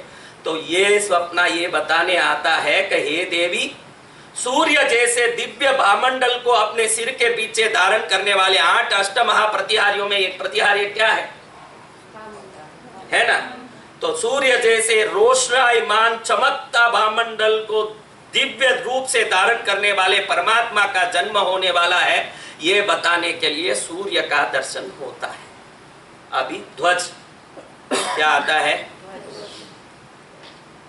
यहाँ शिखरबद्ध मंदिर है, अंदर है मंदिर, अंदर है, अंदर उसमें ध्वजा है क्या? ध्वजा एक्चुअली इंडिया में कोई शिखरबद्ध मंदिर देखे होंगे आप, तो ध्वजा दंड को देखेंगे आप तो उसमें बहुत बड़ी सूक्ष्म बात है। आज तक अपन ध्वजा बदली करते हैं और ध्वजा फरकाते हैं, अपने को आखिर ये ध्वजा किस लिए यही पता नहीं है, चढ़ाते रहे जिंदगी भर।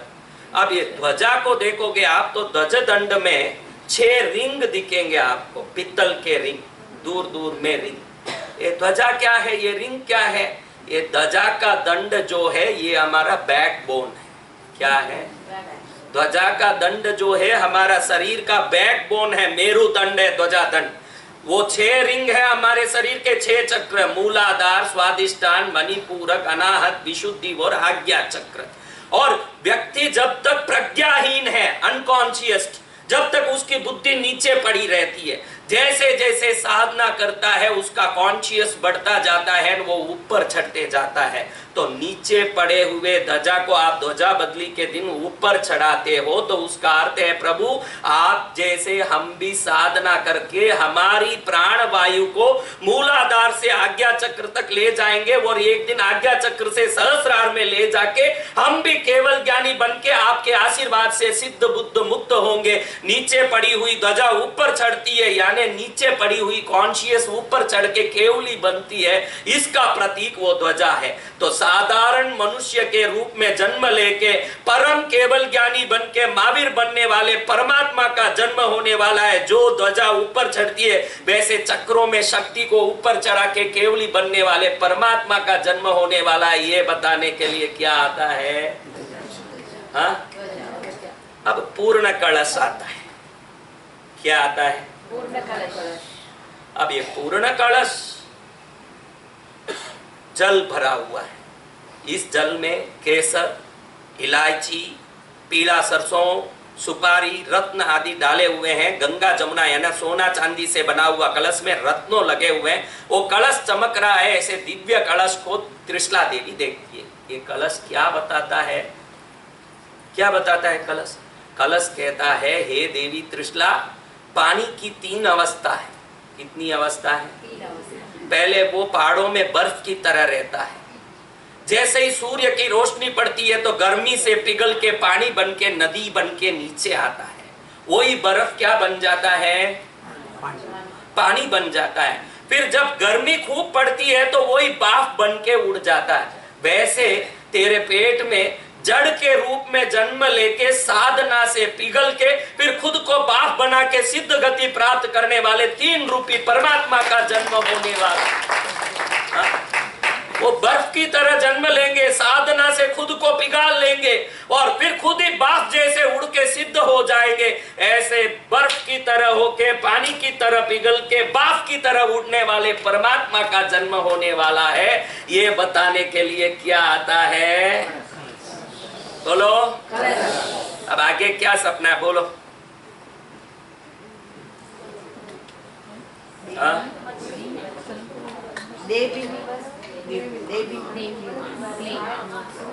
पद्म सरोवर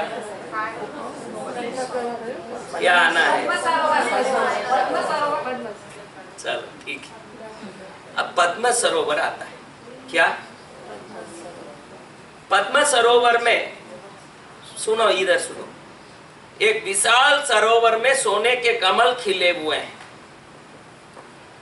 ऐसा कमल का सरोवर देवी देखती है। ये सबसे अच्छा एक एक सपने का अर्थ आज समझ के आपको आनंद तो आया होगा जरूर के नहीं? कुछ आ रहा है कि नहीं?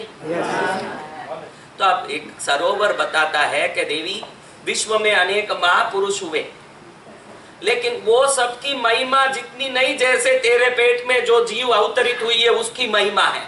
ये एक ही जीव ऐसी है, वो कभी भी केवल ज्ञान के बाद जमीन में पैर नहीं रखेगी। जब वो पैर रखेगा आगे सोने का 9 कमल ऑटोमेटिक उगेंगे, और जब उसका पैर आगे जाएगा तो पीछे वाला कमल अपने आप आगे आ जाएगा। ऐसे वो शिफ्ट होते रहेंगे।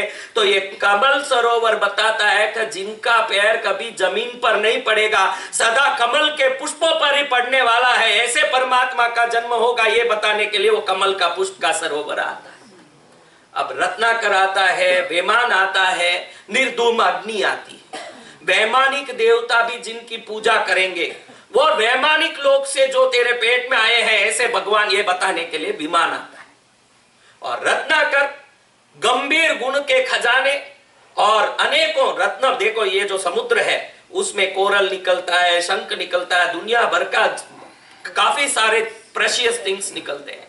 तो जे परमात्मा से विश्व का सर्वोत्तम संस्कार आएंगे, ऐसे परमात्मा का जन्म होने वाला, ये बताने के लिए रत्नाकर। और अंतिम में 14वां सपने में निर्धूम अग्नि। क्या? निर्धूम अग्नि यानी जिसमें धुआं नहीं हो। इंग्लिश में एक कहावत है, आपको इंग्लिश तो आता है, बोलूं क्या इंग्लिश? जो भी करना आपको पूछ के करना पड़ेगा। नाराज हो जाए तो मुश्किल। पहले एक जमाना था, जमाना जो मैं बोला ना कि शराब वाला और दूध वाला कहानी, वैसे ही पहले जमाने में श्रावक दान रखते थे हरदम कि गुरु कहीं नाराज नहीं हो जाए। अब गुरु को ध्यान रखना पड़ेगा कहीं मेरा श्रावक कलयुग बदल गया तो सब बदलेगा, वो भी बदला होगा। अब 14वां स्वप्न है निर्धूम अग्नि। I think you heard one word, where there is a smoke there is a fire. जहां भी अग्नि होगी वहां धुआं होगा, होगा कि नहीं? जहां अग्नि होगी धुआं नहीं, अग्नि होगी क्या? लेकिन त्रिशला देवी 14वें सपने में देखती है जो अग्नि, उसमें धुआं नहीं। ये आश्चर्य है। ये किस लिए आश्चर्य? ये सपना ये बताने आता है कि कोई भी धर्म क्रिया हो ब्रह्मांड में, किसी भी धर्म क्रिया को करो उसमें हिंसा होगा कि नहीं? लेकिन तीनों लोकों में जैन धर्म में तीर्थंकर प्ररूपित ये एक धर्म क्रिया ऐसी है जिसमें किसी भी क्रिया को आप करो हिंसा नहीं हो सकती। जहां अग्नि तो है लेकिन धुआं नहीं, यानी धर्म तो है लेकिन कभी हिंसा नहीं हो, ऐसे धर्म के प्रणेता का जन्म होने वाला है। ये बताने के लिए निर्धूम अग्नि का जोरदार प्राकट्य हो। ऐसे 14 स्वप्नों का दिव्य दर्शन मां करती है। अगले दिन सुबह उठ के देवी सिद्धार्थ राजा के कक्ष में, उस जमाने की बात है हस्बैंड एंड वाइफ अलग अलग सोते थे। पार्श्वनाथ और वामा देवी का दोनों का कमरा अलग था, त्रिशला देवी सिद्धार्थ के कमरे अलग थे, शास्त्रों में ऐसे लिखा है। तो सुबह उठ के त्रिशला देवी अपने पति के कमरे में जाके बोलती है, हे नाथ मैंने ऐसे ऐसे 14 सपने देखे। सुन के सिद्धार्थ राजा कहते हैं कि धन्य है तुझे, ये तो दिव्य सपना है। फिर पंडितों को बुलाया जाता है, उनसे स्वप्नों का अर्थ पूछा जाता है, ये सब होता है, ये सब आप जानते हैं। अब गर्भ बढ़ने लगता है। इस समय में कल्पसूत्र में वर्णन है कि एक मां का अपने बच्चे के जीवन में कब सबसे ज्यादा रोल है। आप आजकल चिंतित हो, जितनी बहनें बैठी है मेरे पास बोलती है, बाप जी आशीर्वाद देना मेरा बच्चा अच्छा संस्कारी हो, मैं उसको अच्छा पालूं, अच्छी तरह वो धर्मात्मा बने, ऐसे आशीर्वाद दो। लेकिन कल्पसूत्र कहता है कि जन्म लेने के बाद, यानी एक आल, लौकी, लौकी सब्जी सुने हो, ऑल, उसको क्या बोलते हो आप? दूधी। अब दूधी की सब्जी को आप देखो तो बगीचे में कभी आपने देखा नहीं होगा, जब वो छोटा सा इतना सा होता ना, तभी उसमें एक डोरा बांध के इतना बड़ा पत्थर उसमें लगा के रख देता है गार्डनर, ताकि उस बाहर के कारण ही वो सीधा ढंग से उगता रहता है। अगर वो बाहर नहीं हो तो वो दूधी क्या हो जाता है? तो मैं कई माओं को बोलता हूं, अब तेरा बेटा बड़ा हो गया, ये दूधी की तरह बेंड हुआ दूधी की तरह, तेल मालिश करने से थोड़ी है सीधा होगा। इसको तो कोई दूधी टेढ़ी हो तो क्या उसको तेल से मालिश करने से सीधी होगी? जब वो जन्म लेने वाला था तभी उसमें बाहर बांध देते तो बाहर के कारण वो सीधा होता, बाद में तेल लगाने से क्या होगा? वैसे कल्पसूत्र कहता है कि एक माँ अपने बच्चों को संस्कारी बनाना चाहती है तो उसके लिए सिर्फ उसका गर्भ का 10 महीना ही गारंटी का टाइम है, जन्मने के बाद नहीं। अगर जन्मने के बाद आप बोलते हो कि मैं बेटे को तिकुतो सिखाऊंगी, नौकार सिखाऊंगी, लोगर सिखाऊंगी, भक्तामर सिखाऊंगी, वो गर्भ में था और आप धर्मनिष्ठ नहीं थे तो बाद में देखो हलवा बनाते हो तो घी गरम करके आटा डालते हो तो वो हलवा बढ़िया बनता है। कोई ऐसा बोले कि पहले आटे को पूरा लाल कर दूंगी बाद में घी डालूंगी तो वो तो आटा ही जल के काला हो जाएगा। हाँ, तो गर्भ में ही जिसने संस्कार अपने नहीं रखे हो खुद के, तो उसका बेटा चाहे जितना संस्कार दे के भी कोई संस्कारी नहीं होगा। शास्त्र में ये कहता है कि गर्भ जब होता है, कोई गर्भवती, यहाँ तो बड़ी बड़ी बहनें माता ही बैठी, अभी क्या गर्भवती होगी, लेकिन मैं ये कह रहा हूं कि गर्भ में ही बच्चा हो तब कल्पसूत्र में कहा है कि तीखा नहीं खाना, क्या स्पाइसी, बहुत गरम नहीं खाना, बहुत ठंडा नहीं खाना, ये सब कल्पसूत्र में है। देखो जो जो शब्द अभी तक मैंने बोले हैं एक एक शब्द आगम शास्त्र के हैं, मेरे मन गढ़ंत कुछ नहीं बोले, ध्यान रख लेना, मैं अपनी मर्जी का कुछ नहीं बोल रहा हूं। उधर बताया है कि कैसे खाना, कैसे रहना, गुस्सा नहीं करना, रोना नहीं, अपने जो ये अस्त्र शस्त्र है थोड़े दिन के लिए बंद करके रखना, हाँ, शांति से रहना, प्रेम से रहना, ननंद को देखे तो भी प्रेम से बोलना। मैंने एक बार रिसर्च भी किया था भाइयों कि ये ननंद शब्द कैसे आया होगा। ननंद बोलते हो ना आप लोग? ननंद बोलते हो? तो मैंने बहुत बार देखा कि मैंने खुद ने पर्सनल रिसर्च किया, ये मेरा रिसर्च है। जिसको देखे तो ना आवे आनंद वो ननंद।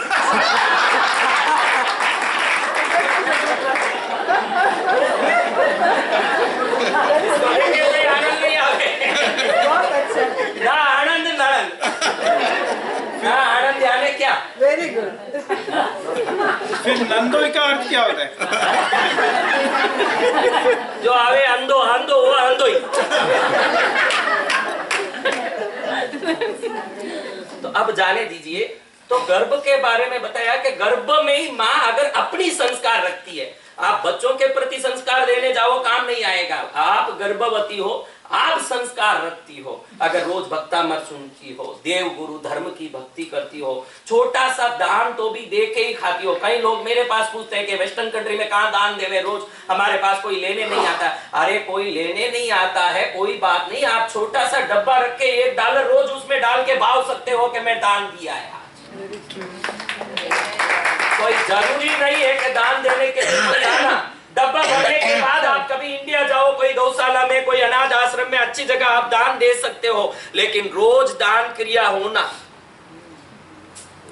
जैसे रोज रोटी खाते हैं, 4 दिन में एक बार खाएंगे चलेगा, 4 दिन में एक बार नींद लेंगे तो चलेगा, तो 4 दिन में एक बार दान करेंगे तो भी नहीं चलेगा। भले ही रोटी नहीं खाओ तो भी शरीर तो एक छूटने वाला है, लेकिन दान का कर्म शरीर जाने के बाद भी साथ आने वाला है, उसको पहले करना।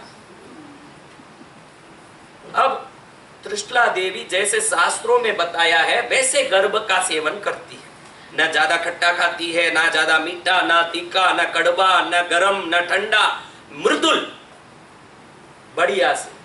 लेकिन भगवान ने सोचा कि मेरी माँ को मेरे हिलने चलने से कितना दुख होता होगा, इसलिए थोड़ा नहीं हिलूं तो कितना अच्छा हो। तो माँ ने सोचा कि मेरा बेटा कितना अच्छा नाचता है, लेकिन माँ का सोचना अपना है, बच्चे का सोचना अपना है। बच्चे ने हिलना चुलना बंद कर दिया। अब जैसे ही हिलना डुलना बंद हुआ, त्रिशला देवी रोने लगी, अरे मेरे गर्भ को क्या हुआ, मेरा गर्भ हिलता नहीं है, कल तक तो अच्छा था, शायद गर्भ पेट में ही मर गया क्या, गल के गिर गया क्या, क्या हो गया, पूर्व जन्म में मैंने कोई पाप किया क्या। आपको मालूम है कि त्रिशला देवी के कुक्षी में आने के पहले भगवान देवानंदा ब्राह्मणी के कुक्षी में थे। उसने भी माया की, इस कारण से उस माया के कर्म अनुसार वो गर्भ से भगवान को कहां शिफ्ट होना पड़ा। भगवान ने अपने कर्म बंधे, मरीचि के बहु में उन्होंने जो अहंकार किया उसका परिणाम भोगने के लिए भगवान इस कुक्षी से उस कुक्षी में ट्रांसफर हुए। और वो माँ भी पूर्व जन्म में अपने देरानी के गहना चुराने के कर्म के कारण उसको भी अपने पेट से तीर्थंकर जैसे जीव को भी।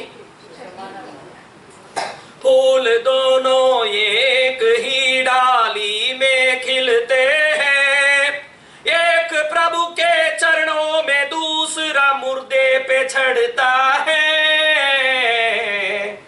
फूल दोनों एक ही चमन में खिलते हैं, अपने अपने कर्मों का फल। पत्थर दोनों एक ही पहाड़ी से निकलते हैं, एक प्रभु की मूरत बनती। या देरासરમાં જે પણ મૂર્તિ છે એ પણ આરસની છે, અને જે અહીંયા લાગેલું છે સીડી ये बनारसनी। एक प्रभु की मूरत दूसरी ठोकर खाती है, पत्थर दोनों एक ही पहाड़ से निकलते हैं, अपने अपने कर्मों का फल सबको मिलता है।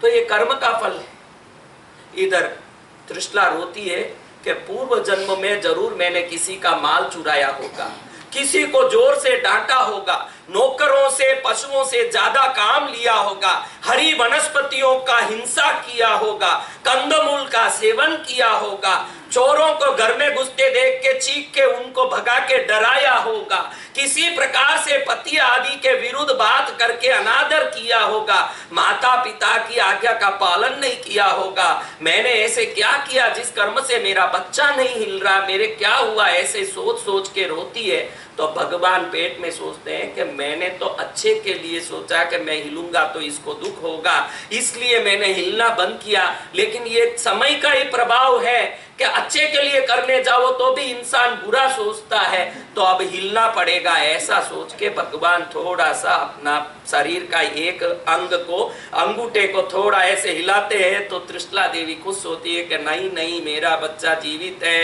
वो सुरक्षित है, वो आराम में है, कोई तकलीफ नहीं है, मैंने मेरा धन वापस पा लिया, मैंने मेरा पुण्य वापस पा लिया, ऐसे खुश होती है। तब भगवान प्रतिज्ञा करते हैं कि मेरी माँ मेरे जन्मने के पहले नहीं हिला तो इतनी दुखी होती है, अगर मैं उसके जीवित ही दीक्षा ले लूंगा तो वो कितनी दुखी होगी।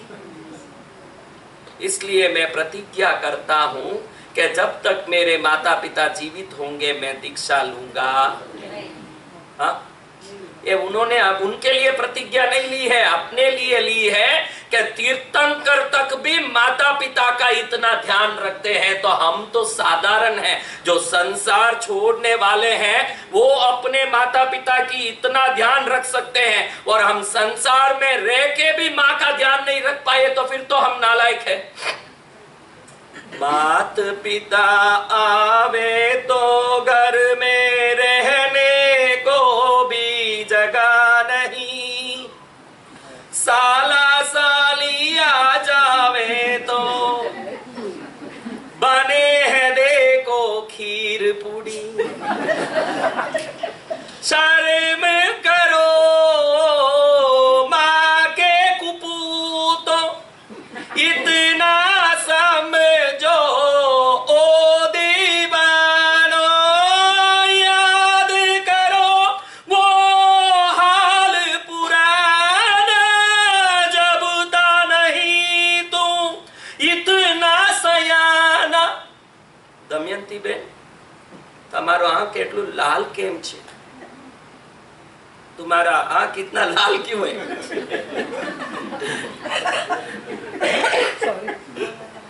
नहीं गुरुदेव, मेरे बच्चे को बुखार था 2 दिन से, वो रात भर सोता नहीं था, तो उसको सुलाने के लिए मैं 2 दिन से रात भर जगी थी। तुझे सुलाने वो माता जो रात रात भर जगती थी, जो माँ की ना सुनेगा तेरा कौन सुनेगा, जो माँ को ठुकराएगा घर घर की ठोकर खाएगा, जो माँ की ना सुनेगा।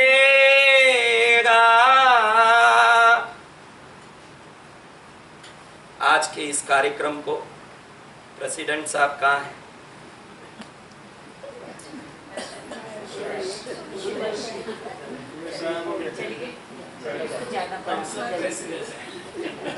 नहीं, जो भी हैं संघ के, आज के इस कार्यक्रम को मनुष्य से महावीर बनने तक की जो कथा है, इसको रहने दो। महावीर बनने की योग्यता परमात्मा जिस जन्म में देंगे वो अलग बात, जब दें तब दें, लेकिन कम से कम हमको सही मायने में मनुष्य बनने की क्षमता दे दे, ये मैं आज प्रार्थना करता हूँ। और आज के इस कार्यक्रम को आप जितने बैठे हो, महावीर ने भी ये बताया है कि माँ बाप की कितनी महिमा, जीते जी उनके माँ बाप के जीते दीक्षा नहीं लूंगा, परमात्मा ने प्रतिज्ञा कर ली। तो मैं आज आप सबके माँ बाप को आज का मेरा प्रवचन डेडिकेट करता हूँ, जिन्होंने आप सबको पाला पोसा बड़ा किया। कम से कम आप कहीं भी हो, आज कम से कम उपास रही में धर्म सुनने ते आए हो, आपके माँ बाप का वो संस्कार आज काम आ गया।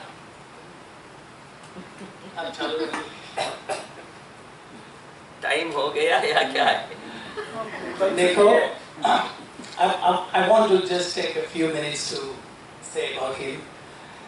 I mean, Guruji, इतना अच्छा